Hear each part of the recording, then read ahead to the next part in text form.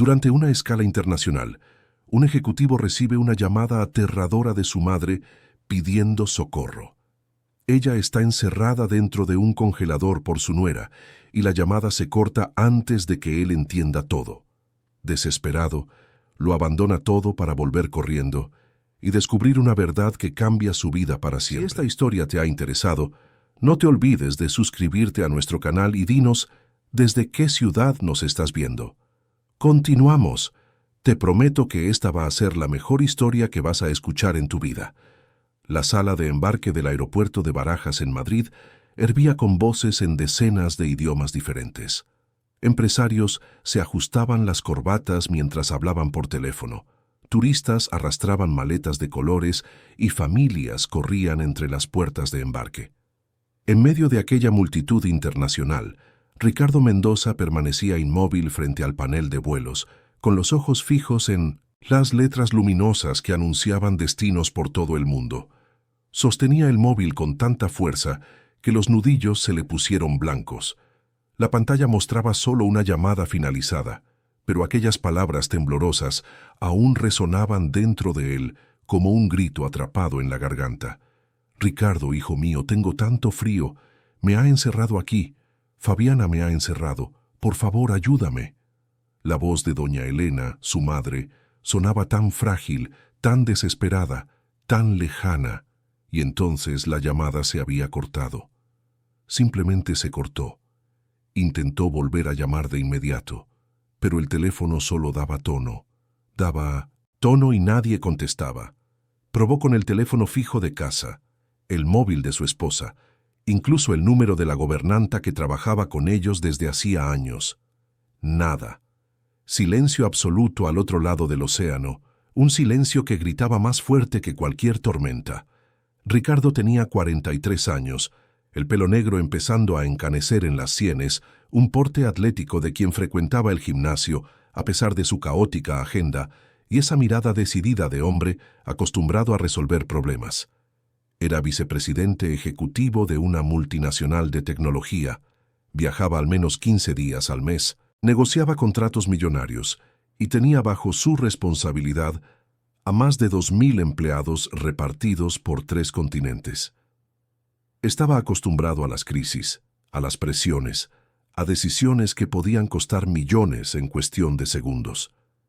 Pero nada, absolutamente nada en su brillante carrera lo había preparado para aquel momento. Sintió que las piernas le flaqueaban. Un hombre a su lado lo miró con curiosidad cuando Ricardo se apoyó en el mostrador de información, con el rostro repentinamente pálido. Una empleada de la aerolínea le preguntó en inglés si se encontraba bien, pero apenas pudo responder. Su mente se disparaba en 1000 direcciones diferentes, intentando procesar lo que acababa de oír. Fabiana, su esposa Fabiana, había encerrado a su madre en algún lugar. «Me ha encerrado aquí». «¿Dónde? ¿Por qué? ¿Cómo?» Fabiana era su esposa desde hacía 7 años. Se conocieron en un evento corporativo en Madrid, donde ella brillaba como una estrella entre los empresarios y socialités de la alta sociedad madrileña. Era publicista, guapa, inteligente, carismática, siempre impecable con sus vestidos de diseño y con esa sonrisa que abría puertas en los círculos más exclusivos de la ciudad. Cuando empezaron a salir, Ricardo se sintió el hombre más afortunado del mundo. Fabiana era todo lo que él creía necesitar: sofisticada, ambiciosa, perfectamente integrada en el mundo corporativo que él habitaba. La boda fue suntuosa, portada de revista, celebrada en el Club de Campo Villa de Madrid, con más de 300 invitados. Pero en los últimos tiempos, especialmente después de que doña Elena se fuera a vivir con ellos, tras la prematura partida del padre de Ricardo 2 años atrás, pequeñas grietas comenzaron a aparecer en aquella fachada perfecta. Fabiana se quejaba constantemente. Decía que la casa se había quedado pequeña, que ya no tenía privacidad, que la suegra se metía en todo. Ricardo siempre intentaba mediar, le pedía paciencia a su esposa, prometía que pronto encontraría una solución. Pero, ¿qué solución? Internar a su madre en una residencia, dejarla sola en un piso, viuda y frágil. No podía hacer eso. No podía abandonar a la mujer que lo había criado sola después de que su padre falleciera cuando Ricardo aún era un niño, que había tenido 3 trabajos para asegurarse de que estudiara en un colegio decente, que había sacrificado toda su vida para que su hijo tuviera las oportunidades que ella nunca tuvo. Doña Elena tenía 72 años, el pelo completamente blanco, siempre recogido en un moño delicado, manos callosas de quien había trabajado duro toda la vida y una sonrisa tímida que iluminaba su rostro arrugado. Era reservada, casi nunca pedía nada, pasaba los días en la biblioteca de la mansión leyendo novelas antiguas o cuidando las orquídeas en el jardín de invierno. Ricardo sabía que su madre se sentía fuera de lugar en aquella casa enorme en La Moraleja, que echaba de menos la sencillez de su antiguo piso en Usera, pero siempre que él sugería cambios, doña Elena insistía en que estaba bien, que no quería molestar, que ya había incomodado demasiado. Ahora parado en aquel aeropuerto alemán con el corazón desbocado y las manos temblorosas, Ricardo sentía una culpa devastadora subiendo por la garganta. Siempre estaba viajando, siempre ausente, siempre demasiado ocupado con reuniones, presentaciones, cenas de negocios. ¿Cuándo fue la última vez que realmente habló con su madre? ¿Cuándo fue la última vez que se sentó a su lado sin mirar el móvil cada minuto? ¿Cuándo fue la última vez que se dio cuenta de si ella estaba bien, si estaba feliz, si estaba segura? Sus palabras volvieron como puñaladas. Me ha encerrado aquí. ¿Encerrado dónde? Intentó imaginar todas las habitaciones de la mansión. La despensa, el sótano, el vestidor. Cada posibilidad era más aterradora que la anterior. Y el frío que ella mencionó. Tengo tanto frío. Eso no tenía sentido. Era verano en Madrid. Las temperaturas superaban los 30 grados. ¿Por qué iba a tener frío? Una posibilidad horrible comenzó a formarse en su mente, pero la apartó de inmediato. No, Fabiana jamás haría algo así. Podía ser difícil, exigente, a veces incluso cruel con sus palabras, pero nunca sería capaz de herir físicamente a alguien. Nunca. Tenía que haber otra explicación. Quizás su madre estaba confusa, quizás era un malentendido, quizás se había encerrado accidentalmente en algún lugar y culpaba a Fabiana por error. Pero su voz no sonaba confusa, sonaba aterrorizada. Ricardo miró de nuevo el panel. Su vuelo a Dubái saldría en 2 horas. Allí cerraría el mayor contrato de su carrera, una negociación que llevaba construyendo 18 meses y que colocaría a su empresa en la cima del mercado asiático. Su jefe, los inversores, todos esperaban esa firma. Cancelar ahora sería un desastre profesional. Podría costarle no solo el contrato, sino su propio puesto en 1900, la empresa. Pero miró de nuevo el móvil, esa llamada finalizada, y todas las demás consideraciones simplemente desaparecieron. Nada de eso importaba. Absolutamente nada. Su madre lo necesitaba. Su madre, que siempre había estado ahí cuando él la necesitó, que nunca le negó nada, que envejeció trabajando para que él pudiera tener un futuro mejor. Y ahora ella estaba en peligro. Tenía miedo. Estaba pidiendo ayuda. Ricardo guardó el móvil en el bolsillo y caminó con paso firme hasta el mostrador de la aerolínea. La misma empleada que le había preguntado si estaba bien, lo recibió con una sonrisa profesional. «Necesito cambiar mi vuelo», dijo en inglés con la voz ronca. «Necesito volver a España. Inmediatamente». La mujer tecleó en el ordenador, frunciendo el ceño. «Señor, el próximo vuelo directo a Madrid no sale hasta mañana por la mañana. Pero tenemos un vuelo a Lisboa en 1 hora con conexión a Madrid. Llegaría sobre las 10 de la noche, hora local. Quiero ese vuelo. Pero usted tiene una reserva para Dubái. Cancele todo. Quiero el vuelo a Madrid, ahora». Mientras la empleada procesaba los cambios, Ricardo envió un mensaje rápido a su asistente, cancelando todas las reuniones de la próxima semana. No dio explicaciones, no pidió disculpas, simplemente canceló. Luego llamó a su jefe, que contestó al segundo tono, con la voz animada. «Ricardo, ¿todo listo para mañana? Los jeques están ansiosos. No voy a poder ir, Pablo. Emergencia familiar. Silencio al otro lado. Entonces la voz del jefe cambió completamente de tono. Estás bromeando, ¿verdad? Ricardo, este contrato vale $120 millones. No puedes simplemente... Es mi madre, Pablo. Está en peligro. Necesito volver a casa ahora. ¿En peligro? ¿Qué tipo de peligro? Ricardo, sé razonable. Puedes resolverlo desde la distancia, mandar a alguien a que compruebe. Esto puede esperar 2 días. No puede. ¿Vas a tirar por la borda todo lo que hemos construido? ¿Sabes lo que esto significa para tu carrera? Los otros ejecutivos te pasarán por encima, Ricardo. Vas a perder este puesto. Ricardo cerró los ojos. Una parte de él sabía que Pablo tenía razón. Una parte de él sabía que estaba cometiendo un suicidio profesional. Pero cuando abrió los ojos de nuevo, la decisión ya estaba tomada. Pues que así sea. Manda a otra persona a Dubái. Yo me voy a casa. Y colgó. Las siguientes horas fueron un borrón de ansiedad y desesperación. Ricardo embarcó en el vuelo a Lisboa, se sentó en el asiento de la ventana y se quedó mirando las nubes sin verlas realmente. Intentó llamar a casa decenas de veces, pero nadie contestaba. Envió mensajes a Fabiana, a la gobernanta Sebastiana, incluso a algunos vecinos. Nada. Como si toda la casa hubiera desaparecido del mapa. No pudo comer nada durante el vuelo. No pudo dormir. Se quedó simplemente sentado allí, repasando mentalmente cada interacción reciente con Fabiana, buscando señales que se le hubieran pasado por alto, pistas de que algo iba mal.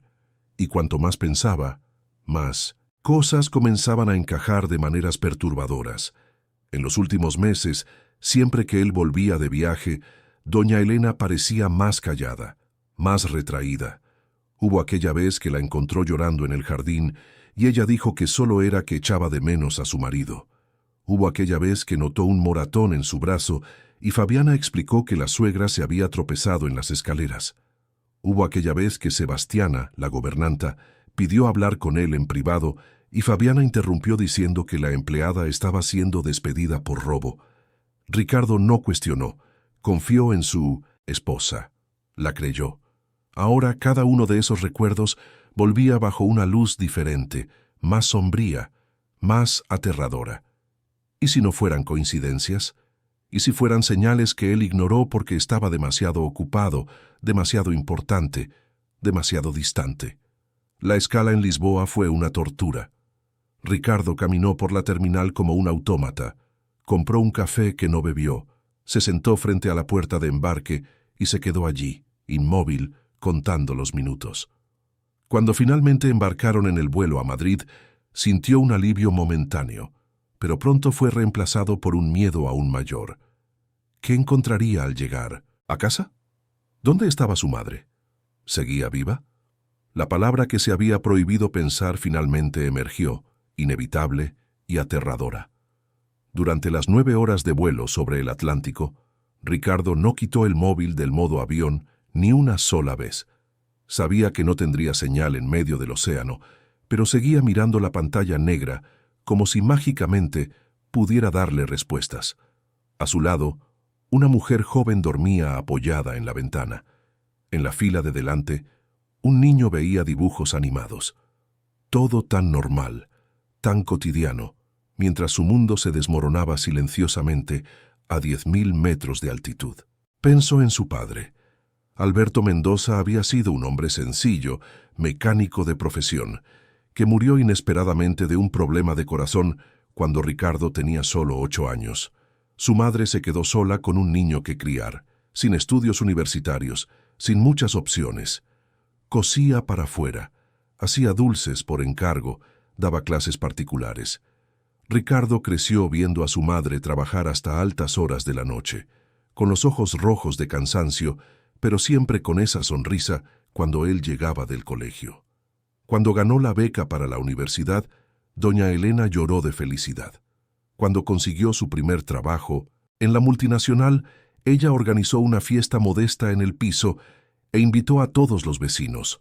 Cuando se casó con Fabiana, ella se puso el vestido más bonito que tenía y bailó en la fiesta como si fuera la persona más feliz del mundo.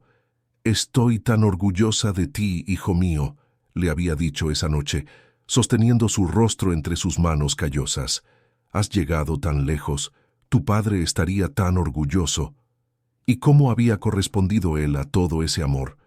Trabajando cada vez más, viajando cada vez más, distanciándose cada vez más. Puso su carrera por encima de todo. Dejó a su madre sola en una casa extraña con una nuera que aparentemente la odiaba. Ignoró todas las señales porque era más fácil, más conveniente, menos complicado.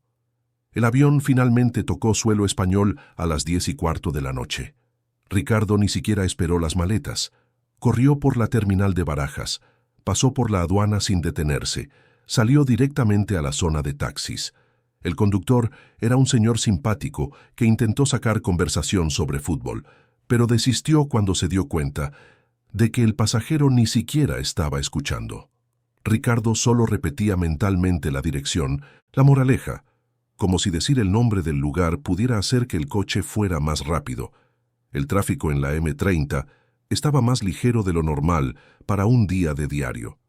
Las luces de la ciudad pasaban por la ventana, vallas publicitarias anunciando productos que Ricardo no veía, gente en las aceras, viviendo sus vidas normales mientras él atravesaba la peor pesadilla imaginable. 40 minutos después, el taxi entró en la lujosa urbanización donde estaba su casa. El guardia de seguridad lo saludó normalmente, sin ninguna indicación de que algo fuera mal. Las calles arboladas de la urbanización estaban tranquilas, silenciosas, cada mansión protegida por altos muros y cámaras de seguridad. Cuando el taxi se detuvo frente a la puerta de su casa, Ricardo arrojó varios billetes al conductor sin esperar el cambio y prácticamente saltó del coche. La mansión estaba iluminada. Podía ver las luces del salón encendidas, la piscina con esa iluminación azulada, todo aparentemente normal. Quizás había sido un error. Quizás su madre estaba bien. Quizás... Tecleó el código en la puerta automática con dedos temblorosos. La puerta se deslizó lentamente, tan lentamente. Ricardo no esperó a que terminara. Se coló por el hueco en Minomisington cuanto pudo y corrió por el jardín hasta la puerta principal. Usó la llave, empujó la puerta con fuerza. «¡Mamá! ¡Mamá!». Fabiana apareció en lo alto de la escalera, bajando con esa elegancia calculada que siempre la caracterizaba. Llevaba un conjunto de chándal blanco, el pelo rubio recogido en una coleta, el rostro sin maquillaje. Parecía sorprendida, o quizás estaba fingiendo sorpresa. «Ricardo, ¿qué haces aquí? ¿No deberías estar en Dubái?». «¿Dónde está mi madre?». Fabiana bajó unos escalones más, su expresión cambiando a una de preocupación. «Tu madre está descansando, cariño.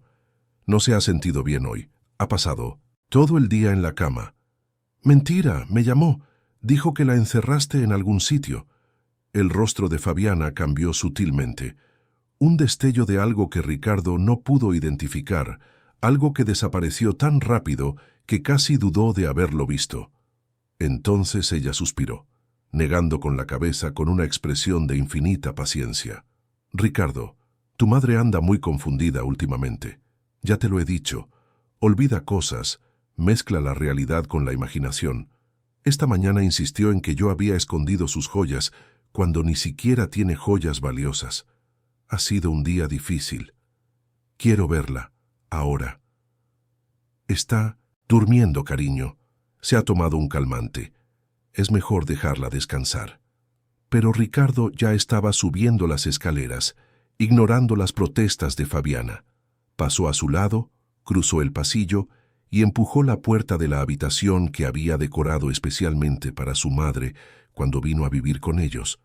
La cama estaba impecablemente hecha, las almohadas ordenadas, pero vacía, completamente vacía. «¿Dónde está Fabiana? ¿Dónde está mi madre?». Su esposa lo había seguido hasta la habitación. Se cruzó de brazos, su expresión volviéndose más dura. «Ya te lo he dicho, está descansando». «¿En qué habitación?». «En su habitación. Esta es su habitación». «No, cariño, hoy ha querido dormir en la de invitados. Ya sabes cómo se pone cuando está confusa.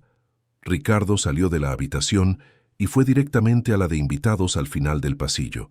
También vacía. Volvió, miró a Fabiana con una furia que nunca antes había sentido en su vida. Voy a registrar esta casa entera si es necesario. Voy a buscar en cada habitación, en cada vestidor, en cada rincón. Y me vas a decir ahora, en este preciso momento, dónde está mi madre. Fabiana lo miró fijamente durante un largo momento. Y entonces, por primera vez desde que Ricardo había entrado en la casa, vio miedo en sus ojos, miedo genuino. «Está en el hospital», dijo Fabiana finalmente, con la voz baja. El mundo se detuvo. «¿En el hospital? ¿Por qué? ¿Qué ha pasado?» «Ha sido un accidente, Ricardo. Un accidente terrible». Ricardo sintió que el suelo desaparecía bajo sus pies. La palabra hospital resonó dentro de él como una campana fúnebre, pesada y definitiva. Miró a Fabiana, a esa mujer con la que había compartido los últimos 7 años de su vida, y de repente le pareció una completa extraña. Una extraña que lo miraba con una expresión que mezclaba desafío y algo que podría ser remordimiento, o quizás solo irritación por haber sido descubierta. «¿Qué hospital? ¿Qué hospital, Fabiana?» «Hospital Ruber Internacional. Está allí desde la tarde». «¿Desde la tarde? ¿Y no te pareció necesario llamarme? ¿Avisarme? Mi madre está hospitalizada y tú simplemente...» «Intenté llamarte, Ricardo». La voz de Fabiana subió una octava, adquiriendo ese tono de víctima que usaba tan bien. «Lo intenté varias veces, pero no contestabas. Estabas en ese vuelo tuyo tan importante, en esa reunión importantísima que no podía ser interrumpida». Ricardo sacó el móvil del bolsillo y revisó el historial. De hecho, había 3 llamadas perdidas de Fabiana, todas hechas mientras él estaba en el avión entre Madrid y Lisboa, con el teléfono en modo avión. Pero eso no explicaba por qué ella no había respondido cuando fue él quien intentó llamar. No explicaba la desesperación en la voz de su madre. No explicaba absolutamente nada. «¿Qué tipo de accidente?» Las palabras salieron entre dientes apretados. Fabiana desvió la mirada, fijándola en algún punto indeterminado de la pared. Se quedó encerrada en el congelador de la despensa. No sé cómo pasó, pero cuando la encontré, estaba en estado de hipotermia. Encerrada en el congelador. Ricardo sintió una náusea subir por la garganta. ¿Cómo se queda encerrada una persona en un congelador? No lo sé, Ricardo. No vi cómo ocurrió. Cuando bajé a ver por qué no había comido, encontré la puerta atascada. Tuve que llamar al técnico para que la abriera. ¿Y por casualidad no la oíste pidiendo socorro? ¿Gritando? ¿Golpeando la puerta? La despensa está lejos del salón, ya lo sabes, y yo estaba en una videoconferencia con un cliente. Solo fui a mirar cuando... Ricardo no esperó a oír el resto. Giró sobre sus talones y bajó las escaleras corriendo, casi tropezando en los últimos escalones. Fabiana gritó algo detrás de él, pero ya estaba en el garaje, subiendo a su coche. El motor del BMW rugió cuando giró la llave con demasiada fuerza, haciendo que los neumáticos chirriaran sobre el mármol al acelerar hacia la puerta automática. La ciudad estaba más concurrida ahora, la vida nocturna de Madrid, en pleno apogeo, a pesar de ser un lunes. Los coches circulaban por las avenidas, los bares llenos de gente riendo y bebiendo, vallas iluminadas anunciando conciertos y eventos. Ricardo atravesó todo aquello como si estuviera en un túnel, viendo solo la carretera frente a él, las luces de los otros coches borrosas por las lágrimas que se negaba a dejar caer. El trayecto hasta el Hospital Ruber Internacional duró 20 minutos que parecieron 20 horas. Aparcó de cualquier manera en una plaza para médicos, ni se inmutó cuando el guardia de seguridad le gritó que no podía parar allí. Entró corriendo por el vestíbulo principal, pasó de largo a las recepcionistas que intentaron detenerlo, fue directo al mostrador de información. «Elena Mendoza, ¿dónde está? ¿Qué habitación?» La recepcionista tecleó en el ordenador con esa calma profesional que a Ricardo casi lo volvió loco de impaciencia. La señora Elena Mendoza ingresó a las 15:30. Está en la unidad de cuidados especiales, habitación 312. Ricardo ni siquiera dio las gracias. Corrió hacia los ascensores, apretó el botón del tercer piso repetidamente, como si eso pudiera hacer que la cabina llegara más rápido. Cuando las puertas finalmente se abrieron en el piso correcto, salió antes de que terminaran de abrirse, chocando con una enfermera que llevaba una bandeja con medicamentos. «Perdón, disculpe». Pasó por las puertas dobles de la unidad especial, buscando frenéticamente los números de las habitaciones. 302, 304, 308. Cuando llegó a la 312, dudó por primera vez. La puerta estaba entreabierta, una luz suave venía de dentro. Podía oír el pitido regular de los monitores, ese sonido característico de los hospitales que siempre le daba escalofríos. Ricardo empujó la puerta lentamente. Doña Elena estaba tumbada en la cama, tan pequeña bajo las sábanas blancas que parecía haber encogido. Cables y tubos conectaban su cuerpo a los monitores junto a la cama. El suero goteaba lentamente en una vena de su brazo izquierdo. El pelo blanco, normalmente recogido, en ese moño impecable, estaba suelto y desordenado sobre la almohada.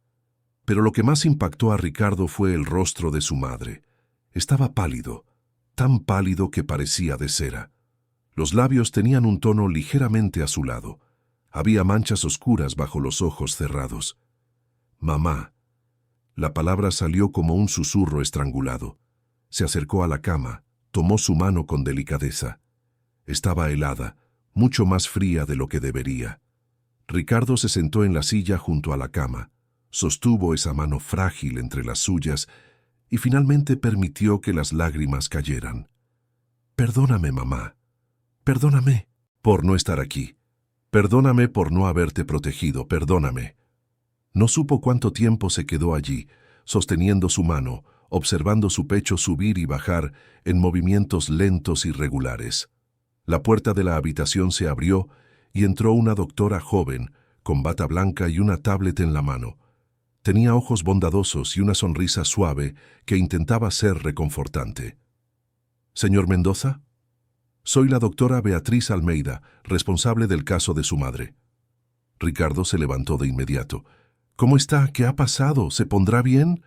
La doctora le hizo un gesto para que saliera de la habitación. «Hablemos en el pasillo para no molestarla».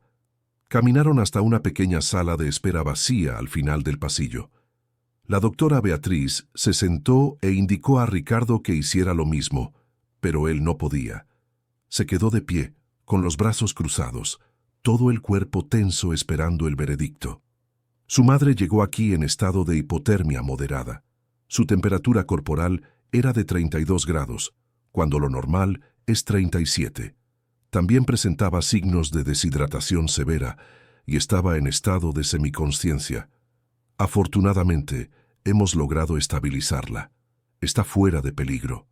Ricardo sintió que las rodillas le flaqueaban de alivio. Gracias a Dios. ¿Cuándo despertará? Probablemente en las próximas horas. Le hemos dado sedantes suaves para que su cuerpo pueda recuperarse sin estrés adicional. La doctora hizo una pausa, mirando la tablet como si estuviera eligiendo cuidadosamente sus próximas palabras. «Señor Mendoza, necesito hacerle algunas preguntas sobre las circunstancias que llevaron a su madre a este estado». Mi esposa dijo que fue un accidente, que se quedó encerrada en el congelador de la despensa. ¿Y usted se lo cree? La pregunta tomó a Ricardo por sorpresa. Miró a la doctora tratando de entender lo que estaba sugiriendo. ¿Por qué no iba a creerlo? La doctora Beatriz suspiró. Porque además de la hipotermia, encontramos otros signos preocupantes durante el examen físico. Su madre está significativamente por debajo de su peso para su edad y altura. Hay hematomas en diferentes fases de curación en los brazos y la espalda, algunos nuevos, otros antiguos. Sus uñas muestran signos de deficiencia nutricional prolongada. Y hay marcas en las muñecas compatibles con algún tipo de sujeción. Ricardo sintió que la sangre se le helaba en las venas. ¿Qué está diciendo? Estoy diciendo que los signos que observamos son consistentes. Con negligencia y posible maltrato a una persona mayor, señor Mendoza. No puedo afirmarlo con certeza, pero mi deber como médica es informar de estas sospechas a las autoridades competentes. Ya he avisado a nuestra trabajadora social para que evalúe el caso. ¿Maltrato? Ricardo tuvo que apoyarse en la pared. Las palabras de la doctora parecían venir de muy lejos, atravesando una espesa niebla. ¿Está diciendo que alguien estaba hiriendo a mi madre? ¿En mi propia casa? Es una posibilidad que debe ser investigada. Señor Mendoza, ¿cuándo fue la última vez que vio a su madre en persona? Ricardo intentó recordar. Su último viaje había comenzado hacía ¿cuánto tiempo? ¿2 semanas? ¿3? Y antes de eso, apenas estaba en casa. Siempre tenía una cena de negocios, una presentación que preparar, una conferencia telefónica internacional. Incluso cuando estaba físicamente presente, su mente siempre estaba en otro lugar, resolviendo problemas del trabajo. Unas semanas. La admisión salió dolorosa como una esquirla de cristal. La doctora Beatriz no lo juzgó, al menos no abiertamente, pero Ricardo sintió el peso del juicio sobre sí mismo. ¿Cómo no se había dado cuenta? ¿Cómo había permitido que esto sucediera bajo su propio techo? La trabajadora social querrá hablar con usted y también cuando ella despierte con su madre. Mientras tanto, su madre permanecerá en observación aquí en el hospital. Quiero asegurarme de que esté completamente recuperada antes de considerar el alta. ¿Cuánto tiempo estuvo en ese congelador? Basado en la gravedad de la hipotermia y la respuesta de su organismo, estimo que entre 4 y 6 horas. 4 a 6 horas. Ricardo cerró los ojos, intentando no imaginar el terror que su madre debió sentir. El frío penetrante, la oscuridad, la desesperación de gritar sin que nadie viniera, la creciente certeza de que iba a morir, allí sola, olvidada. ¿Tendrá secuelas? Es pronto para decirlo. La hipotermia puede tener algunos efectos prolongados, especialmente en personas mayores. Pero fue tratada a tiempo. La vigilaremos de cerca. La doctora se levantó, puso una mano en el hombro de Ricardo en un gesto de consuelo. Sé que es difícil procesar todo esto, pero su madre está viva y ahora está a salvo. La cuidaremos y descubriremos lo que realmente pasó. Después de que la doctora se fuera, Ricardo volvió a la habitación. Acercó la silla a la cama y volvió a tomar la mano de su madre. Observó su rostro, buscando señales de los malos tratos que la doctora había mencionado. ¿Cómo no lo había visto antes? Los moratones, la pérdida de peso, la forma en que se encogía cada vez que Fabiana entraba en la habitación. Todas las señales estaban allí, gritándole en la cara, pero él estaba demasiado ocupado, demasiado importante, demasiado ausente para darse cuenta. Las horas pasaron lentamente. Las enfermeras entraban periódicamente para comprobar las constantes vitales, anotar información en los informes, ajustar el goteo del suero. Ricardo no salió de la habitación ni un minuto. Sobre las 3 de la mañana, sintió que la mano que sostenía se movía ligeramente. Los ojos de doña Elena se abrieron lentamente, aún nublados por la sedación. «¿Ricardo?» La voz era tan débil que casi no la oyó. «Estoy aquí, mamá. Estoy aquí». Ella intentó sonreír, pero el esfuerzo pareció consumirla. «¿Has vuelto?» «Claro que he vuelto. Me llamaste, ¿recuerdas? Me pediste ayuda». Sus ojos se llenaron de lágrimas. «Tenía tanto miedo, tanto frío. Pensé que iba a morir allí». «No vas a morir, mamá. Ahora estás a salvo. Estoy aquí y no dejaré que nadie te haga daño nunca más». Doña Elena cerró los ojos de nuevo, las lágrimas corriendo por sus sienes. «Fue ella, Ricardo, Fabiana. Me encerró allí a propósito». «¿Por qué, mamá? ¿Por qué haría eso?» «Porque lo vi. Vi lo que estaba haciendo». «¿Viste qué?» Pero doña Elena ya se había vuelto a dormir, agotada por la breve conversación. Ricardo se quedó allí sentado, la mente hirviendo de preguntas. ¿Qué había visto su madre? ¿Qué secreto estaba escondiendo Fabiana que la llevaría a hacer algo tan terrible? El día amaneció gris sobre Madrid. Ricardo observó la suave luz de la mañana entrando por la ventana de la habitación, iluminando el rostro de su madre. No había dormido ni un minuto. pero no sentía cansancio. Solo sentía una rabia fría y cristalina creciendo dentro de él. Sobre las 9 de la mañana, una mujer de unos 50 años entró en la habitación. Tenía el pelo castaño corto, llevaba gafas de montura de colores y portaba una carpeta de cuero. Su manera de ser era a la vez profesional y acogedora. Señor Mendoza, soy Mariana Campos, trabajadora social del hospital. La doctora Beatriz me pidió que evaluara el caso de su madre. Hablaron en el pasillo de nuevo. Mariana hizo preguntas detalladas sobre la rutina de doña Elena, sobre quién la cuidaba, sobre cambios de comportamiento que Ricardo pudiera haber notado.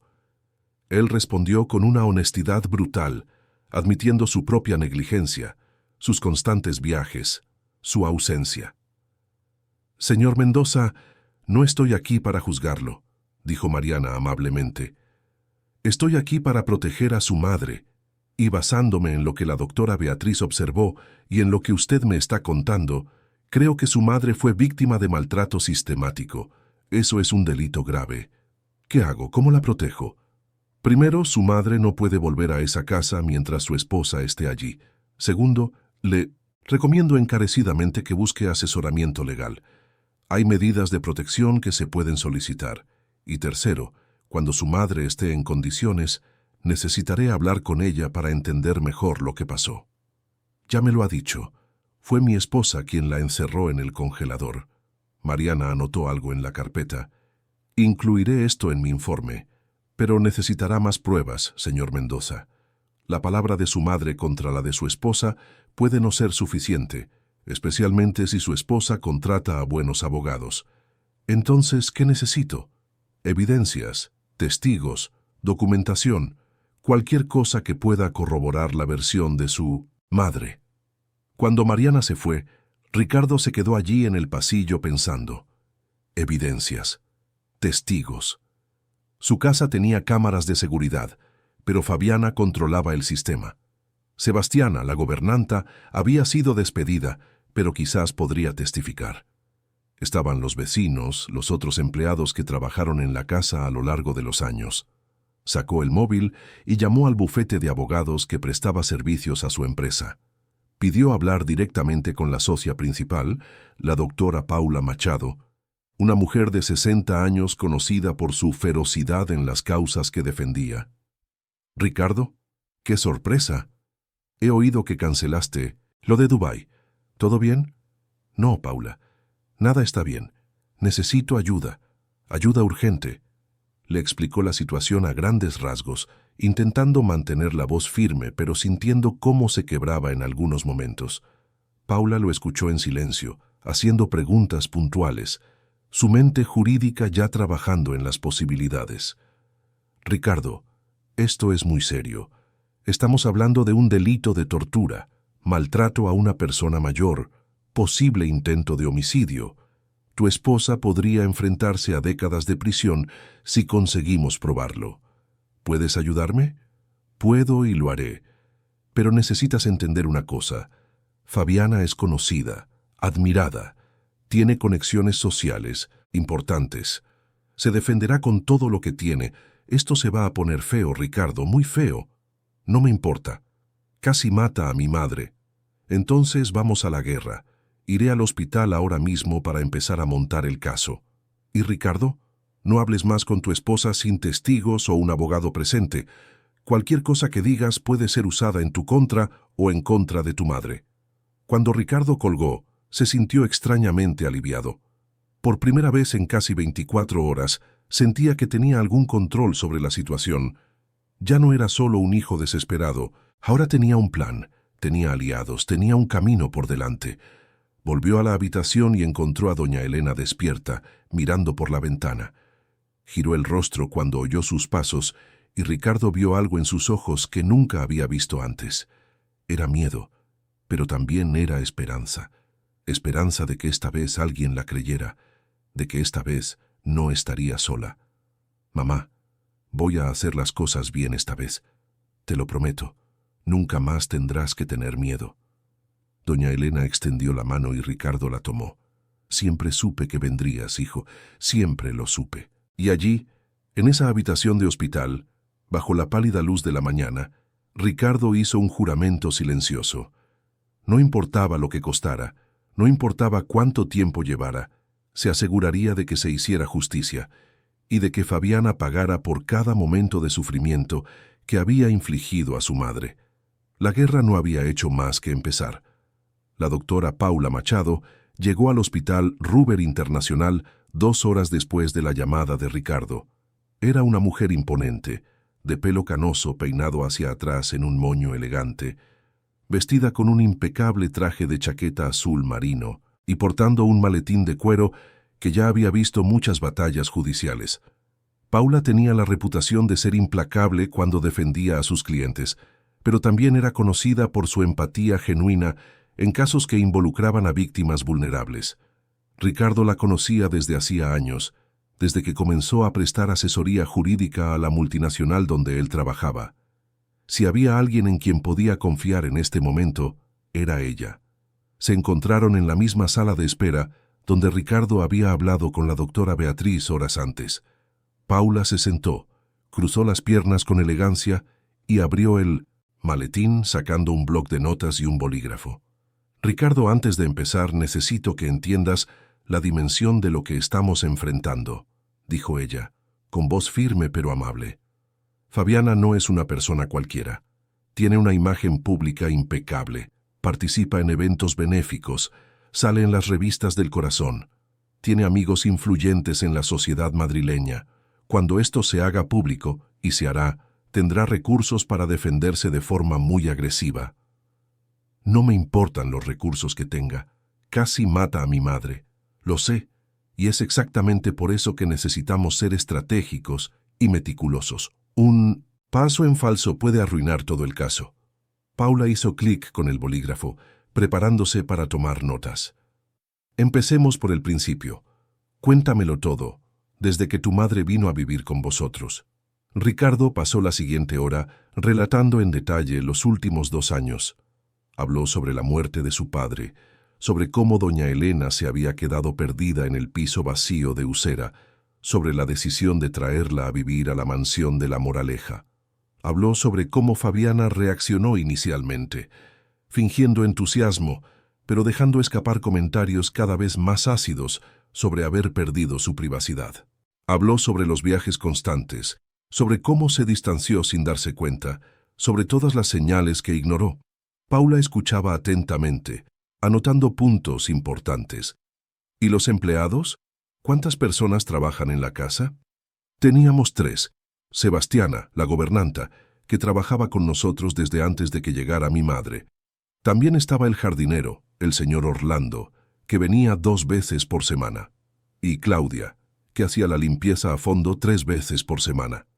Has dicho teníamos, fueron todos despedidos. A Sebastiana la despidieron hace unos 4 meses.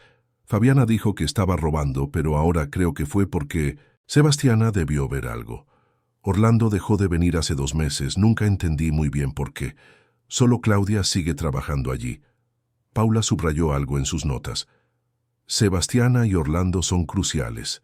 Necesitamos encontrarlos y escuchar lo que tienen que decir. ¿Tienes sus contactos? Tengo el de Sebastiana. El de Orlando no lo sé, pero puedo conseguirlo. Estupendo. Asignaré a un investigador privado para localizarlos y hablar con ellos. Necesitamos hacerlo rápidamente, antes de que Fabiana intente llegar a ellos primero. Paula pasó la página. ¿Y sobre el sistema de seguridad de la casa? ¿Tenéis cámaras? Sí, varias. En 1900, la entrada, en el salón, en el jardín, en la cocina, las instaló Fabiana. Dijo que era por nuestra seguridad después de que hubiera robos en la urbanización. Los ojos de Paula brillaron. Eso puede ser nuestra salvación. Las grabaciones probablemente estén almacenadas en algún servidor o en la nube.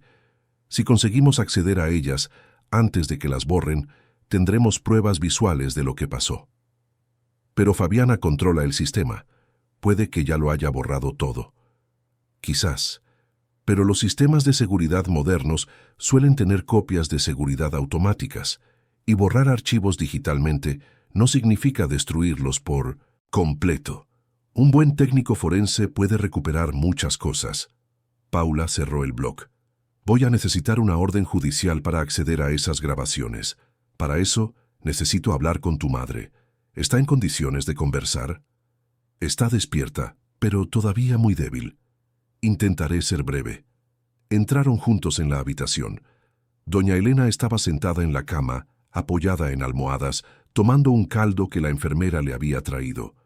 Parecía un poco mejor que la noche anterior, con más color en el rostro, pero aún extremadamente frágil.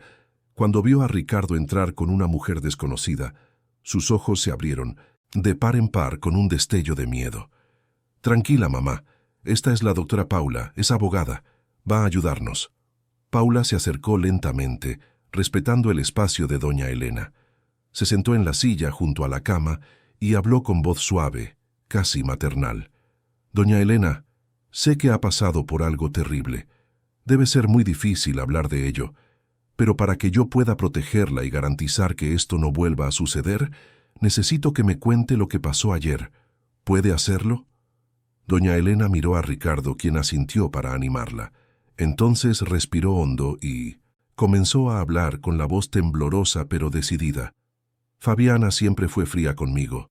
Desde el primer día que pisé esa casa, sentí que no era bienvenida, pero al principio disimulaba, fingía ser amable cuando Ricardo estaba cerca. Después de que él empezó a viajar más, dejó de fingir. ¿Qué tipo de cosas hacía?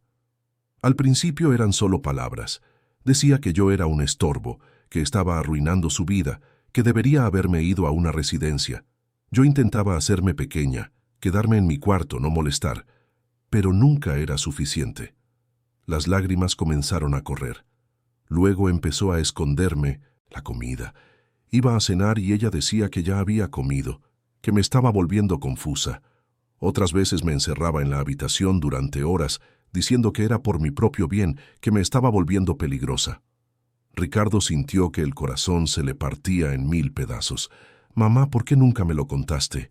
«Lo intenté, hijo, pero siempre estabas ocupado, siempre corriendo, siempre con ese teléfono en la mano. Y cuando empezaba a hablar, Fabiana aparecía y cambiaba de tema. O se inventaba que estaba confusa, que se me olvidaban las cosas. Siempre la creíste a ella». La culpa atravesó a Ricardo como una cuchilla. Tenía razón. Siempre había creído a Fabiana. Siempre fue más fácil creer que su madre se estaba volviendo senil que confrontar la posibilidad de que su esposa pudiera ser cruel. Paula continuó amablemente. «¿Y ayer, doña Elena? ¿Qué pasó ayer?» Doña Elena cerró los ojos, como si estuviera reuniendo valor. «Estaba en mi habitación por la mañana cuando oí voces extrañas que venían del despacho de Ricardo. Bajé a ver y oí a Fabiana hablando por teléfono. Estaba discutiendo sobre dinero, sobre cuentas bancarias, sobre cómo iba a conseguir acceso a todo en cuanto lograra quitarme de en medio. Dijo que yo era lo único que impedía sus planes». «¿Te vio escuchando?» «Sí. Cuando terminé de escuchar, me di la vuelta para irme y ella estaba en la puerta, mirándome fijamente. Sus ojos, doctora, nunca vi tanto odio. Se acercó a mí, me agarró por el brazo y me arrastró hasta la cocina. Intenté resistirme, pero ella es mucho más fuerte. Me empujó dentro del congelador de la despensa y cerró la puerta por fuera». «¿Gritó? ¿Pidió ayuda?» «Grité hasta quedarme afónica. Golpeé la puerta hasta que me dolieron las manos, pero la despensa está aislada. Nadie oye nada desde allí. Y Fabiana había mandado a Claudia a casa antes, diciendo que no la necesitaría ese día». Doña Elena sollozó. Me quedé allí en la oscuridad, el frío cortándome como cuchillos. Perdí la noción del tiempo. Pensé que iba a morir. Entonces recordé que tenía mi móvil en el bolsillo del abrigo. Conseguí llamar a Ricardo. «¿Y después de que llamaras?» «No lo sé. Creo que me desmayé. Lo siguiente que recuerdo es estar en una ambulancia». Paula tomaba notas furiosamente. «Doña Elena, ¿hay alguien más que pueda confirmar estas agresiones? ¿Alguien que pudiera haber visto algo?» Sebastiana lo sabía. Por eso Fabiana la despidió. Sebastiana intentó protegerme algunas veces, se quedaba conmigo cuando Ricardo viajaba. Pero entonces Fabiana se inventó esa historia del robo y la echó. «Encontraré a Sebastiana», prometió Paula, «y haré que su historia sea escuchada, doña Elena. Ha sido muy valiente al contar todo esto. Después de salir de la habitación, Paula se volvió hacia Ricardo con una expresión grave. Tu caso es sólido, pero complicado. Voy a redactar una solicitud de orden de protección de urgencia para tu madre y una orden de registro e incautación para las grabaciones de las cámaras. También solicitaré el alejamiento inmediato de Fabiana de la residencia. Pero Ricardo, tienes que estar preparado. Cuando ella reciba estas notificaciones, reaccionará. Y puede que no sea bonito. Deja que reaccione. Quiero que muestre quién es realmente. Paula le puso una mano en el hombro. Asignaré a Eduardo Lemos, nuestro mejor investigador privado, para rastrear a Sebastiana y Orlando. También le pediré que investigue el historial de Fabiana, que busque otros casos, otros empleos, cualquier cosa que pueda indicar un patrón de comportamiento. ¿Crees que ya ha hecho esto antes? Las personas que cometen este tipo de abusos rara vez empiezan de la nada. Generalmente hay una historia. En las siguientes 48 horas, la vida de Ricardo se convirtió en un torbellino de reuniones con abogados, conversaciones con investigadores y vigilias junto a la cama de su madre. No volvió a casa. No habló con Fabiana. Alquiló una habitación en el hotel vecino al hospital y se turnaba entre dormir unas horas y estar presente para doña Elena. Eduardo Lemos, el investigador privado, era un hombre de unos 50 años, calvo, que siempre vestía vaqueros y chaqueta de cuero, con una mirada perspicaz que parecía leer a las personas como libros abiertos. Trabajó con una eficiencia impresionante. En menos de 24 horas había localizado a Sebastiana. La exgobernanta vivía en una casa sencilla en Vallecas, en la zona sur de Madrid. Cuando Eduardo y Ricardo aparecieron en su puerta, Sebastiana abrió e inmediatamente se echó a llorar al ver a Ricardo. Señor Ricardo, gracias a Dios que ha venido. Estaba tan preocupada por doña Elena. Se sentaron en la pequeña sala donde Sebastiana sirvió café y contó su historia entre lágrimas y sollozos. Intenté protegerla. De verdad que lo intenté. Pero doña Fabiana era muy lista. Hacía las peores cosas cuando sabía que nadie estaba mirando. Yo veía las marcas, veía a doña Elena cada vez más delgada, más asustada. Intenté hablar con usted una vez, recuerda. Pero doña Fabiana apareció y se inventó esa historia de que yo estaba robando joyas, joyas que ni siquiera existían. ¿Por qué no fuiste a la policía? ¿Y quién me iba a creer a mí contra una mujer rica y famosa como doña Fabiana? ¿Una simple empleada del hogar? Necesitaba el dinero de la indemnización para cuidar de mi madre que está enferma, pero nunca dejé de preocuparme por doña Elena. Nunca. Eduardo grabó todo su testimonio. También consiguió el contacto de Orlando, el jardinero, quien confirmó haber presenciado varios episodios extraños. Una vez, vio a Fabiana empujar a doña Elena con fuerza en el jardín. Otra vez, oyó gritos provenientes del interior de la casa. Pero Orlando, como Sebastiana, tenía miedo de enfrentarse a una mujer tan poderosa. La gente tiene miedo de enfrentarse a los ricos, le dijo Eduardo a Ricardo mientras conducían de vuelta del barrio de Orlando. Pero ahora tenemos 2 testigos dispuestos a declarar. Eso lo cambia todo. El gnosis, punto de inflexión crucial, llegó al tercer día. Eduardo, usando sus contactos en el área de tecnología, logró rastrear el sistema de seguridad de la casa a través de un técnico que había realizado la instalación original.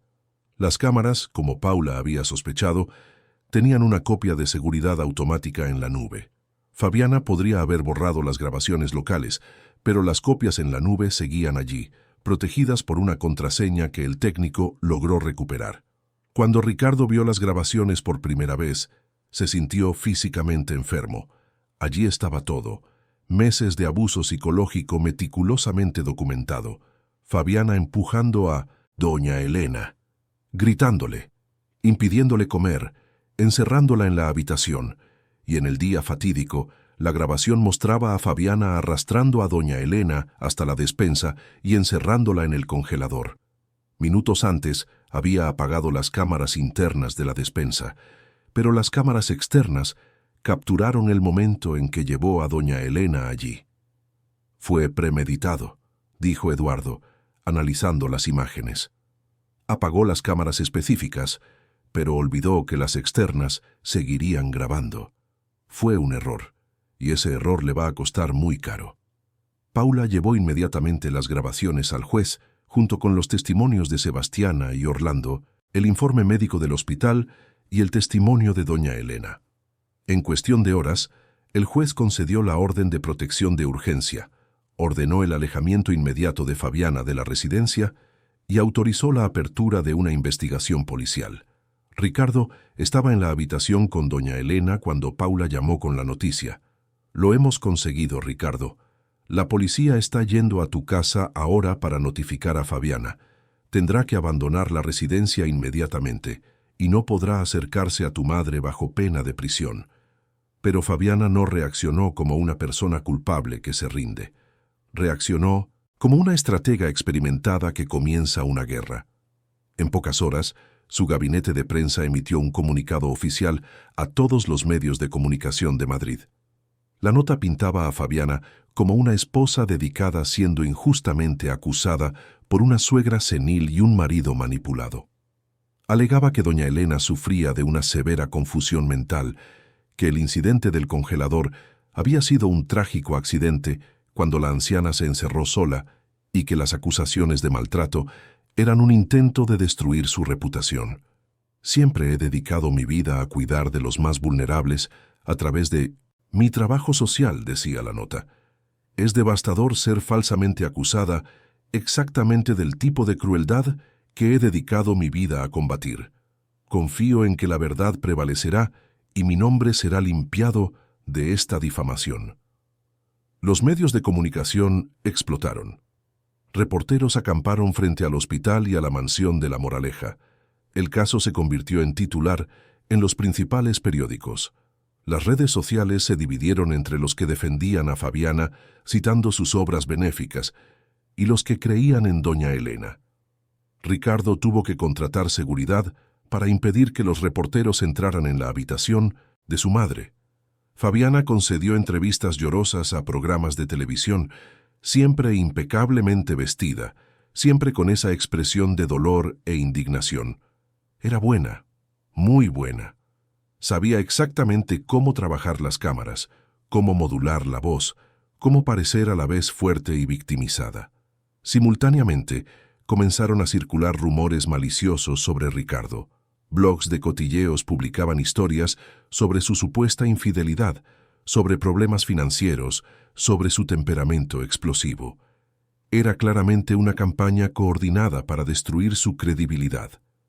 Amigos de Fabiana en las columnas sociales publicaban textos defendiéndola, cuestionando los motivos de Ricardo, insinuando que quería quedarse con su patrimonio. «Es una guerra sucia», dijo Paula durante una reunión en su despacho. «Está usando todas las armas que tiene, pero nosotros tenemos algo que ella no tiene. Tenemos la verdad y tenemos pruebas».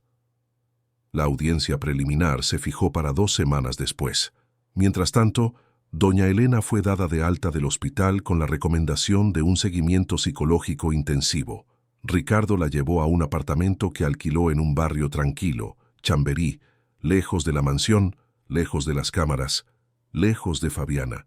Sebastiana volvió a trabajar para ellos, ahora no solo como gobernanta, sino como compañera constante de doña Elena. «Nunca más voy a dejarla sola», le prometió Ricardo a su madre. «Nunca más voy a poner el trabajo por delante de ti, nunca más». Doña Elena sonrió, pero era una sonrisa triste.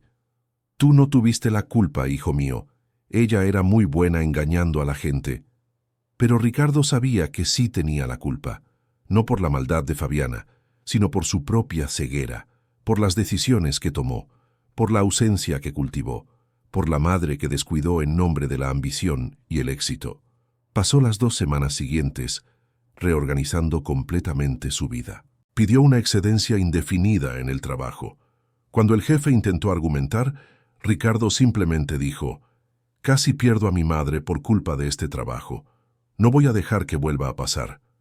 Y colgó. Su prioridad ahora era otra. Era estar presente, era proteger, era garantizar la justicia.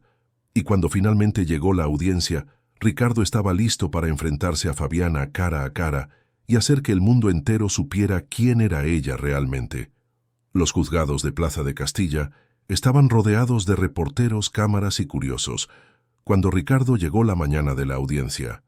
El imponente edificio, con sus columnas y su ancha escalinata, parecía aún más intimidante bajo el cielo gris de Madrid. Los flashes estallaron en cuanto su coche se detuvo. Le acercaron micrófonos a la cara. Voces gritaban preguntas simultáneas, creando un caos ensordecedor. «Señor Mendoza, ¿es verdad que su esposa intentó matar a su madre? ¿Está buscando su patrimonio? ¿Doña Elena está en condiciones de declarar?» Ricardo ignoró todas las preguntas, manteniendo la cabeza gacha mientras los guardias de seguridad le abrían paso a través de la multitud. A su lado, doña Elena caminaba apoyada en su brazo, vistiendo un conjunto sencillo pero digno, el pelo blanco recogido en ese moño que no usaba desde antes de que todo sucediera. Estaba más fuerte ahora, después de 2 semanas de cuidados, alimentación adecuada y terapia. Pero Ricardo todavía podía ver el miedo en sus ojos, un miedo que probablemente nunca desaparecería por completo. «Está todo bien, mamá. Estoy aquí. La doctora Paula está aquí. No estás sola». Doña Elena apretó el brazo de su hijo. «Lo sé, mi amor, lo sé». Entraron en el edificio y subieron a la sala del tribunal. Paula ya estaba allí organizando documentos en su mesa con un traje de chaqueta gris que le daba una apariencia a la vez profesional y maternal. A su lado, Eduardo Lemos comprobaba algo en su portátil, probablemente las grabaciones que se presentarían. Sebastiana y Orlando estaban sentados en los bancos de los testigos, ambos visiblemente nerviosos pero decididos. Al otro lado de la sala, Fabiana estaba sentada junto a sus 3 abogados. Llevaba un discreto vestido azul marino, el pelo rubio suelto en ondas suaves, un maquillaje ligero que la hacía parecer a la vez vulnerable y fuerte. Cuando Ricardo y doña Elena entraron, Fabiana los miró con una expresión que mezclaba desprecio y algo que podría ser dolor. Era buena actriz. Ricardo tenía que admitirlo. Si no supiera la verdad, si no hubiera visto las grabaciones, quizás todavía la creería. El juez, el doctor Marcelo Ferrer, era un hombre de unos 60 años, conocido por su rigidez e imparcialidad. Entró por la puerta lateral y todos se pusieron de pie. La sesión estaba oficialmente abierta. Paula comenzó presentando el caso de forma metódica y devastadora. Primero, llamó a la doctora Beatriz Almeida, quien detalló el estado en que doña Elena llegó al hospital. Hipotermia severa, deshidratación, desnutrición, múltiples hematomas en diferentes fases de curación. Cada palabra de la médica era como un martillazo, construyendo un retrato innegable de abuso prolongado. Los abogados de Fabiana intentaron cuestionar el diagnóstico, sugiriendo que los hematomas podrían tener otras explicaciones, que las personas mayores eran naturalmente frágiles, pero la doctora Beatriz no se inmutó. «No son hematomas accidentales», dijo firmemente.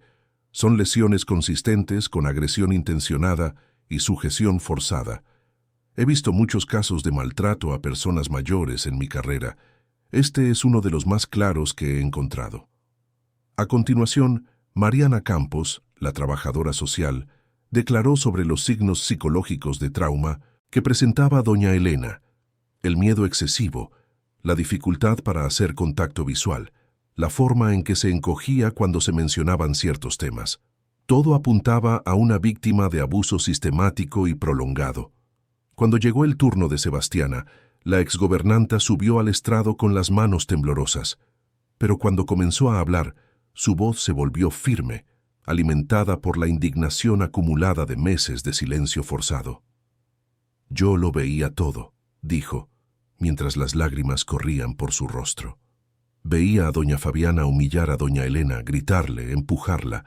Veía cuando le escondía la comida, cuando la encerraba en la habitación durante horas. Intenté intervenir varias veces, pero doña Fabiana me amenazaba. Decía que me despediría sin referencias, que haría que nunca más consiguiera trabajo en Madrid. Cuando finalmente intenté contárselo al señor Ricardo, Se inventó esa historia del robo y me echó. Los abogados de Fabiana atacaron ferozmente. Sugirieron que Sebastiana estaba inventando historias por venganza, que era una empleada descontenta que buscaba dinero. Pero Sebastiana mantuvo su versión inquebrantable.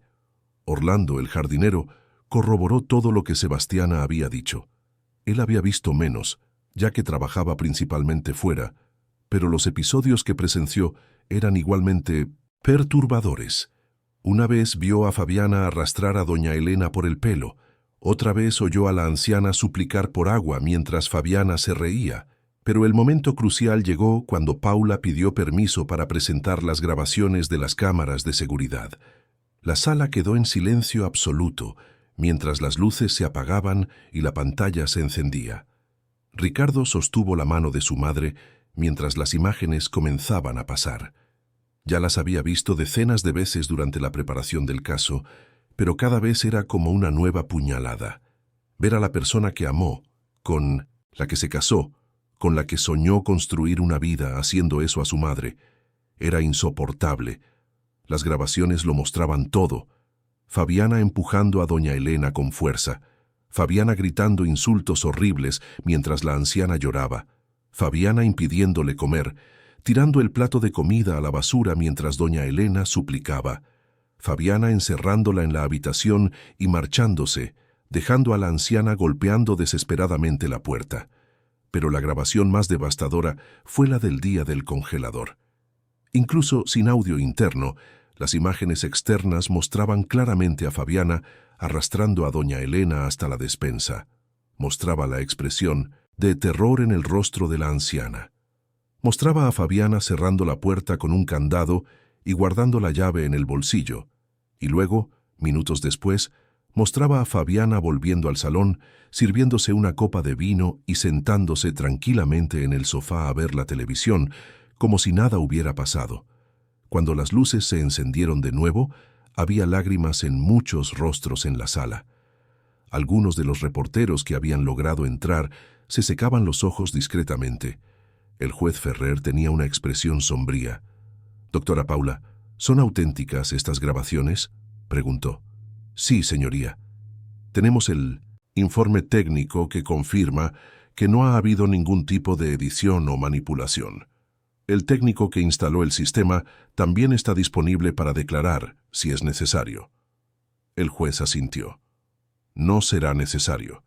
Las imágenes hablan por sí solas». Los abogados de Fabiana intentaron argumentar que las grabaciones estaban fuera de contexto, que no mostraban toda la historia, que doña Elena podría haber provocado esas reacciones.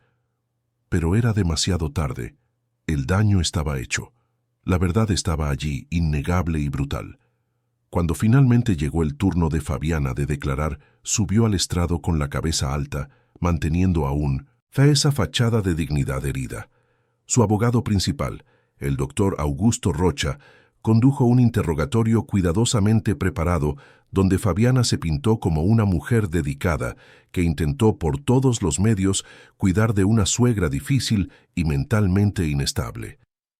«Yo quería a doña Elena», dijo con la voz embargada de falsa emoción. «Hice todo lo que pude para que esa casa fuera cómoda para ella, pero estaba cada vez más confusa, cada vez más agresiva. Ya no sabía cómo manejarlo. Y sí, admito que perdí la paciencia algunas veces. ¿Quién no la ha perdido? Pero nunca, jamás, intenté hacerle daño, intencionadamente». «¿Y el episodio del congelador?», preguntó su abogado. «Fue un accidente terrible.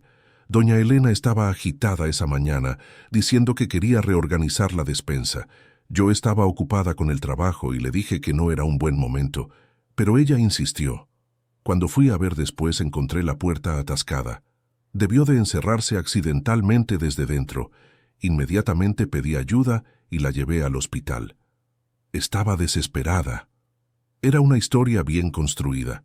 Si no fuera por las grabaciones, podría incluso ser convincente. Pero estaban las grabaciones, estaban las pruebas, estaba la verdad. Cuando llegó el turno de Paula de hacer el contrainterrogatorio, se levantó lentamente, tomó una tablet y caminó hasta situarse frente a Fabiana. «Señora Fabiana, usted dice que fue un accidente, pero las cámaras la muestran claramente arrastrando a doña Elena hasta la despensa y cerrando la puerta con un candado. ¿Cómo explica eso? Fabiana vaciló por primera vez. Yo estaba intentando calmarla. Estaba muy agitada. Calmarla encerrándola en un congelador industrial durante 6 horas. No fueron 6 horas, fueron como mucho 2. El informe médico confirma que fueron entre 4 y 6 horas, basándose en la gravedad de la hipotermia. ¿Está diciendo que los médicos mintieron? No, yo me confundí con la hora. Paula le mostró la tablet a Fabiana. Estos son sus mensajes de texto de ese día. A las 14:30, usted le escribió a una amiga diciendo, y cito, «Por fin voy a tener paz en esta casa. El problema se va a resolver hoy». ¿Qué quiso decir con eso? El rostro de Fabiana palideció. No recuerdo ese contexto. Probablemente estaba hablando de otra cosa. ¿De qué otra cosa? Usted encerró a doña Elena en el congelador a las 13:20, como muestran las cámaras. 1 hora después escribió ese mensaje. El contexto parece bastante claro. Estás distorsionándolo todo. La voz de Fabiana se volvió más aguda, perdiendo ese cuidadoso control. Solo estoy presentando hechos, señora Fabiana. Hechos documentados, grabados y probados. Paula volvió a su mesa y tomó otro documento. También descubrimos algo interesante investigando su historial. Antes de casarse con Ricardo, usted trabajó como cuidadora de un señor mayor en Valencia. Su nombre era Antonio Silvera. Falleció en circunstancias sospechosas 6 meses después de que usted comenzara a trabajar para él. Su familia llegó a abrir una investigación, pero acabó siendo archivada por falta de pruebas. ¿Le gustaría comentar algo sobre eso? Los abogados de Fabiana estallaron en objeciones, alegando que aquello era irrelevante para el caso actual, pero el daño estaba hecho. La semilla de la duda había sido plantada. Fabiana no era una esposa que perdió la paciencia una vez. Era alguien con un patrón, una historia. El juez golpeó el mazo. Orden. Doctora Paula, céntrese en el caso presente. Sí, señoría. Paula se volvió de nuevo hacia Fabiana. Última pregunta, señora Fabiana. ¿Por qué lo hizo? ¿Por qué hacerle daño a una anciana indefensa que nunca le hizo ningún mal? Fabiana la miró con odio puro. Y entonces algo en ella se rompió. Quizás fue el peso de las mentiras, quizás fue la frustración de ver su plan perfecto desmoronarse, quizás fue simplemente arrogancia, pero soltó la verdad como si fuera veneno. Porque estaba en mi camino. La voz resonó por la sala. Porque esa casa era mía, esa vida era mía, y ella apareció y lo estropeó todo. Siempre en medio, siempre necesitando atención, siempre haciendo que Ricardo se sintiera culpable. Trabajé años para construir esa relación, para tener acceso a ese dinero, a esas conexiones, y ella lo estaba arruinando todo. Sí, la encerré, en el congelador. ¿Y sabes qué? Quería que se muriera allí. Quería que desapareciera para siempre. El silencio que siguió fue absoluto. Incluso los abogados de Fabiana parecían conmocionados. Ella se dio cuenta demasiado tarde de lo que había hecho. Se llevó las manos a la boca, con los ojos desorbitados de horror. Intentó retractarse, decir que estaba confundida, que no era eso lo que quería decir. Pero era demasiado tarde. La confesión había sido hecha ante un juez, testigos y reporteros. El juez Ferrer golpeó el mazo con fuerza. Orden, señora Fabiana, acaba usted de confesar públicamente un intento de homicidio cualificado y tortura a una persona mayor. Decreto su prisión preventiva inmediata. Agentes, por favor, procedan a la detención. 2 policías se acercaron a Fabiana, que comenzó a gritar y a resistirse. No, no lo entienden. Ella lo provocó. Se lo merecía, yo no soy la villana aquí. Pero nadie la escuchaba. Fue esposada y sacada de la sala, todavía gritando protestas incoherentes. Los flashes de las cámaras estallaron, documentando cada momento de su caída. Ricardo abrazó a su madre, que lloraba de alivio en su hombro. Se acabó, mamá. Se acabó. En los meses que siguieron, la vida de Ricardo y doña Elena comenzó a reconstruirse lentamente. Fabiana fue condenada a 12 años de prisión, por intento de homicidio cualificado, tortura y maltrato a una persona mayor. El proceso fue ampliamente cubierto por los medios, convirtiéndose en un hito en el debate sobre el maltrato a los mayores en España. Muchas víctimas que antes tenían miedo de hablar encontraron el valor en la historia de doña Elena. Ricardo vendió la mansión de La Moraleja. Ya no podía mirar ese lugar sin recordar el sufrimiento de su madre. Con el dinero compró un acogedor apartamento en Chamberí, cerca de parques y con una hermosa vista de la ciudad. Doña Elena tenía su propia habitación, decorada exactamente como ella quería, con espacio para sus orquídeas y su pequeña biblioteca. Pero más importante que el nuevo hogar fue el nuevo propósito que encontraron. Ricardo usó parte de su fortuna para crear la Fundación Elena Mendoza, dedicada a apoyar a personas mayores víctimas de maltrato. La organización ofrecía asistencia jurídica gratuita, seguimiento psicológico, alojamiento temporal y programas de reinserción social. Mariana Campos, la trabajadora social que primero identificó los signos de abuso, se convirtió en la directora ejecutiva de la fundación. Sebastiana coordinaba el programa de cuidadores, formando a profesionales sobre cómo identificar y denunciar abusos. Eduardo Lemos, el investigador, ofrecía sus servicios pro bono para casos complejos. La fundación creció más allá de las expectativas. En 2 años ya tenía oficinas en Madrid, Barcelona y Sevilla. Atendía a más de 1.000 personas mayores al año. Consiguió la aprobación de leyes más rigurosas contra el maltrato a los mayores. Se convirtió en un referente nacional. Doña Elena, por su parte, floreció de maneras que Ricardo nunca imaginó posibles. Empezó a ir a clases de pintura, descubriendo un talento artístico que no sabía que tenía. Sus lienzos, llenos de colores vibrantes y formas abstractas, se exponían en las galerías de la fundación. También participaba en grupos de apoyo, compartiendo su historia con otras víctimas, ofreciéndoles la misma esperanza que un día le fue ofrecida a ella. La sonrisa volvió a su rostro. Las pesadillas todavía aparecían a veces, pero cada vez más espaciadas. Y siempre que se despertaba asustada, Ricardo estaba allí, siempre presente, siempre atento, compensando años de ausencia con años de presencia. Ricardo nunca volvió a la multinacional. Descubrió que no echaba de menos ese mundo de negocios despiadados y prioridades distorsionadas. Su trabajo ahora tenía un significado real. Cada persona mayor que la fundación ayudaba, cada familia que lograba reconectarse, cada maltratador que era llevado ante la justicia, todo eso valía más que cualquier contrato millonario. También encontró tiempo para sí mismo. Empezó a correr por las mañanas en el Parque del Retiro. Volvió a leer libros por placer, no solo informes de negocios. Hizo nuevos amigos, personas genuinas que se preocupaban por él como ser humano, no como un ejecutivo de éxito. Y por primera vez en décadas, se sintió verdaderamente feliz. 3 años después del fatídico día, en el congelador, la Fundación Elena Mendoza organizó su primera gala benéfica.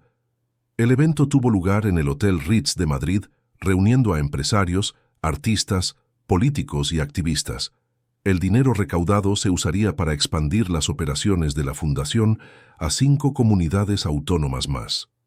Doña Elena, a sus 75 años, subió al escenario para dar el discurso principal. Llevaba un elegante vestido azul, el pelo blanco peinado en un moño moderno, y había una luz en sus ojos que no existía antes.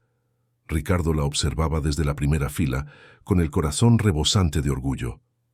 «Hace 3 años», comenzó ella con la voz firme resonando por el salón. «Estaba atrapada en un lugar oscuro y frío, convencida de que mi vida había terminado, convencida de que nadie vendría a salvarme. Pero mi hijo vino, escuchó mi grito de socorro a través de continentes y lo dejó todo para buscarme. Y con eso, no solo salvó mi vida, salvó mi alma». Hizo una pausa, secándose discretamente una lágrima. Pero ese rescate no terminó en el hospital.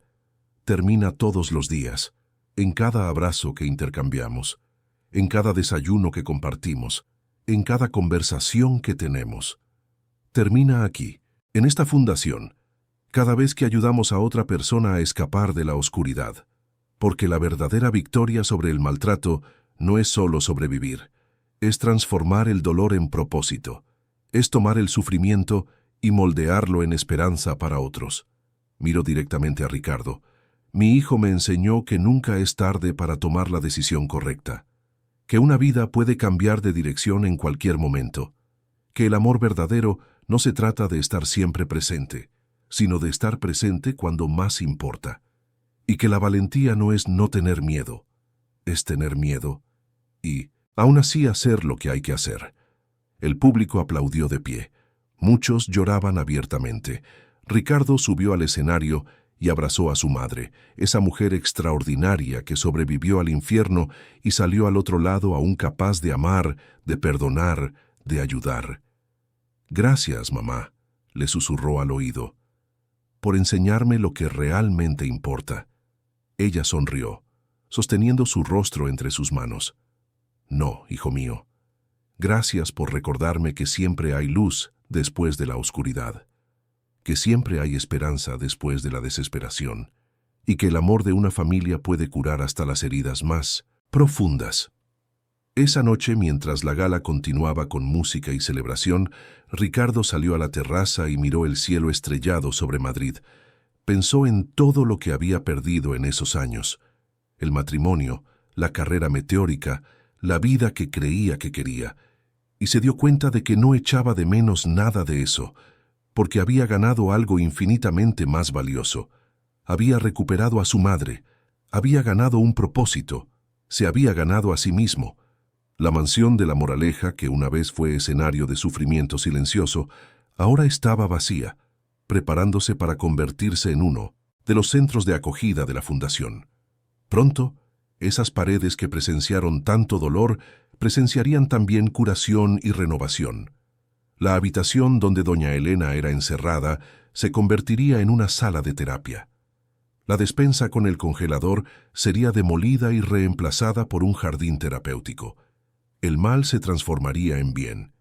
Y Fabiana cumplía su condena en una penitenciaría de mujeres en Alcalá Meco. Ricardo nunca más fue a visitarla, no por venganza, sino porque ese capítulo de su vida estaba cerrado. Ya no tenía poder sobre él ni sobre su madre. Era solo una mujer pagando por sus propias decisiones. Un recordatorio de que nuestras acciones siempre tienen consecuencias. Cuando Ricardo volvió al salón, encontró a doña Elena rodeada de gente, personas mayores a las que la fundación había ayudado, voluntarios, donantes, todos queriendo agradecer, todos queriendo contar cómo esa organización había cambiado sus vidas. Y su madre acogía a cada uno con esa sonrisa amable, ese abrazo cálido, esa capacidad infinita de empatía que ni siquiera el maltrato pudo destruir. Ricardo se quedó observando desde lejos por un momento, grabando esa escena en su memoria. Su madre, radiante y fuerte, Sebastiana a su lado, fiel como siempre, Mariana coordinando discretamente los detalles del evento, Eduardo conversando con posibles investigadores voluntarios, toda esa red de gente buena, unida por un propósito común, y se dio cuenta de que esta era la verdadera definición de éxito. No contratos millonarios o títulos impresionantes en tarjetas de visita, sino marcar una diferencia real en la vida de las personas, proteger a los vulnerables, transformar la tragedia en triunfo, construir algo que duraría más allá de su propia vida.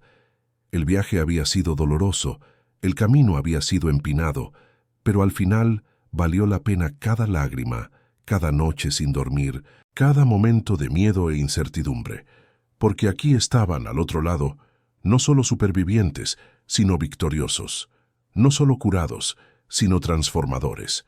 La antigua oscuridad de la mansión, que casi los consumió, se convirtió en la luz que ahora iluminaba el camino para incontables otros. Y en este salón lleno de esperanza y renovación, rodeado de personas que demostraban cada día que el bien puede vencer al mal, Ricardo finalmente entendió la mayor lección de todas. Su historia nunca fue sobre destrucción, siempre fue sobre renacimiento, sobre segundas oportunidades, sobre el poder redentor del amor verdadero y sobre cómo, incluso En los momentos más oscuros, siempre hay una elección. La elección de rendirse o de luchar, de dejar que el mal venza o de transformarlo en algo bueno.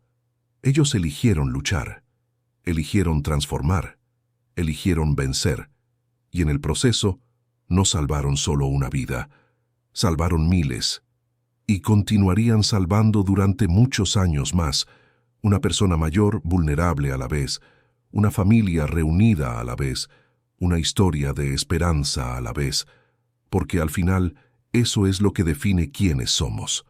No las tragedias que nos suceden, sino lo que elegimos hacer con ellas. No cuán profundo caemos, sino cuán alto logramos levantarnos. No la oscuridad que enfrentamos, sino la luz que decidimos ser para otros. Y la luz de la Fundación Elena Mendoza continuaría brillando, fuerte y constante, iluminando el camino para todos aquellos que aún estaban atrapados en su propia oscuridad, recordándoles que hay esperanza, hay justicia y hay siempre, siempre, un camino de vuelta a casa. Fin de la historia. Queridos oyentes, esperamos que la historia de Ricardo y doña Elena haya tocado profundamente vuestro corazón. Si os habéis emocionado con este viaje de dolor, coraje y renacimiento, dejad vuestro me gusta ahora mismo. Suscribíos al canal para no perderos ninguna historia y contadnos en los comentarios qué es lo que más os ha marcado de esta narrativa. ¿Fue la fuerza de doña Elena? ¿La transformación de Ricardo? ¿El hecho de que se hiciera justicia? Todos los días traemos historias intensas y cautivadoras como esta, que revelan el lado más profundo del alma humana, que muestran cómo el amor puede triunfar sobre la crueldad y cómo la esperanza puede nacer hasta en los lugares más oscuros. Os esperamos en el próximo episodio con otra historia que removerá vuestras emociones y os hará reflexionar sobre la vida. Hasta entonces no lo olvidéis. Dejad vuestro me gusta, suscribíos y compartid esta historia con quien creáis que necesita escucharla. Hasta pronto.